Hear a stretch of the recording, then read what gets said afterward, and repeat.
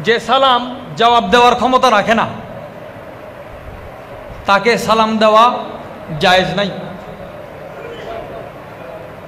একত হচ্ছে যার ঈমান নাই সে সালামের হকদার নয়, সালামের হকদার।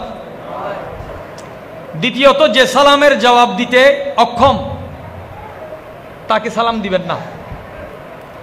একজন মানুষ ঘুমন্ত অবস্থায় আপনি তাকে সালাম, কিন্তু সহিহ হাদিস দিয়ে আপনাকে বাথরুমেও সালামের জবাব দিতে বাধ্য করে দিচ্ছে এখন, যে বাথরুম থেকে বলতে হচ্ছে ওয়ালাইকুম আসসালাম।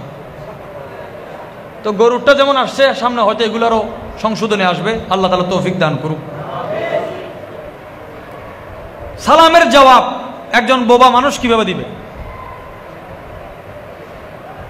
বোবাকে সালাম দেওয়া যায় আছে কিনা? বলছে সালামের জবাব মহল মুখ নয়, জবাবের মহল দিল। সুবহানাল্লাহ। জবাবের মহল দিল। কেরাত পড়াটা ফরজ।